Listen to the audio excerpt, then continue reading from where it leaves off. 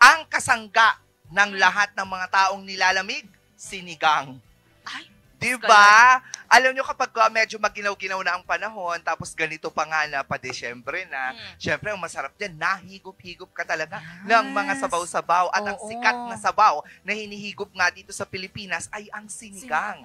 At napakadami ng pwede nating isigang. Meron kang sigang na bangus, which I miss a lot. Na-miss ko ang sinigang na bangus. Oo. Sana yung mga magluluto later, sinigang na bangus. Mag-share ako. Ay, masarap. Oo. Tapos sinigang na baboy. Oh my goodness. Tapos yung lalutang, yung taba. Ay, tapos mapalapot-lapot dahil sa gabi. Right! O ano pa? Ano pang sinigang? Sinigang na hipon. Ay, tamarind naman yan. Sinigang sa tamarind. Tamarind. Oo, sa baka. palok. Sinigang na baka ang masarap dyan. Sinigang sa kamatis. Sinigang na hipon. Yun nga. Ayun, nasabi ko na. Pwede din yan, sinigang sa taloberi. Diba? Tilapia. Tilapia pwede din. Pwede rin ang sinigang na Pero tilapia. ang hindi natin alam, pwede rin sigangin ang delata. Ba?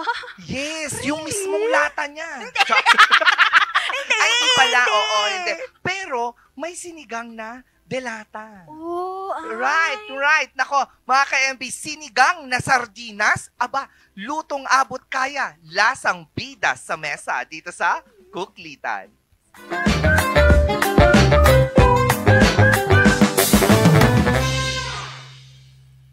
Nagugutom ka na ba? Nagka-crave ka ng sinigang? Oo, pero di ko afford. Well, meron tayong quick and easy recipe at sulit para sa'yo. Sinigang na sardinas. Meron bang ganon? Siyempre, ito Simulan natin sa pagbabalat at pag-crush ng bawang. Chop natin ang sibuyas at ang kamatis. Sunod, igisa ang bawang at sibuyas sa mantika para lumabas ang bango at lasa. Idagdag ang kamatis at lutuin hanggang lumambot at maglabas ng katas. Ihalo ang ating sardine broth para sa mas malasa at flavorful na sabaw. Saka idagdag ang sardinas. Hintayin natin kumulo bago tayo maglagay ng 3 cups ng tubig. Kapag kumukulo na, maglagay ng asin kung kinakailangan. Idagdag ang sinigang mix. Huwag ilagay lahat, ayon lang sa personal na panlasa. Haluing mabuti bago idagdag ang kangkong. Takpan at lutuin hanggang maningning ang kulay ng gulay. At ayun na, ang mainit, maasim at malasang sinigang na sardinas. Perfect para sa malamig na panahon o kapag gusto mo ng mabilis pero comforting na ulam. Magkano lang yun? Magkano lang siya? Ang Hokkaido. Hokkaido na sardines. Oo. Nasa 32 pesos lang siya actually. Yes, pero yung binibilhan ko kasi 40 plus. Oo. Uy, pero masarap, diba? Tinitignan mo pa lang, alam mo yung pinapanood mo pa lang siya, lasang-lasa mo na yung asim. Pero ang gusto ko din sanang itry na lutuing sinigang talaga, yung hindi ako gagamit ng sinigang mix. Yung literal na galing mismo sa asim lang gagamitin kong pangsigang. Like sampalok. Sampalok ang masarap dyan. Kamyas. Yung kamyas. Kamyas. Oo, parang matry din sana yan, no? Mangga. Pwede rin. Pwede rin. Yung Sinigang native sa na mangga. Oo, yun yung isa din sa ginagamit, no? Yung mahahaba. Oo. Grabe. Mantakin mo yun.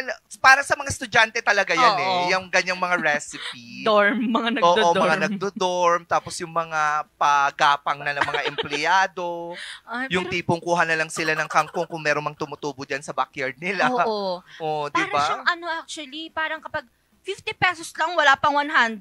Wala pa. Oo, kasi ang kangkong, may mabibili ka sa palengke yung 10 pisong isang balo, isang tali. At saka hingi ka na lang ng isang piraso ng kamatis. Oo. Posibleng wala namang kamatis sa ref At saka nyo. posible namang hindi din sila magbibigay ka. Pwede isa lang.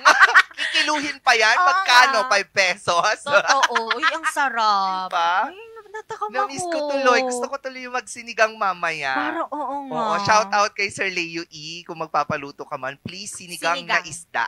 Yeah, please. Ay, alam mo bang marunong ako? Magaling ako magsigang ng yung malalaking isda.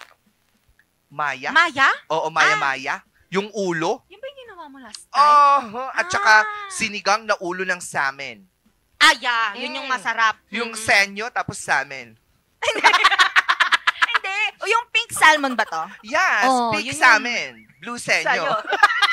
Hindi, pero lahat talaga pwede mo Sarap rin yun, talagang may- isigang kung Galing ko tutuusin. talaga magsigang. Namiss ko tuloy Mm. magluto. Hala. Paano ba naman kasing lutuan ko maliit lang. Literal, feeling mo 2 years old lang yung kakain. Pero mo. magluto nga tayo dito minsan. Dadalhin ko yung lutuan kong maganda. Lalagyan ko ng Oo. sticker ng sinigang. Oh, why not Senyo. pal? Tsaka semen.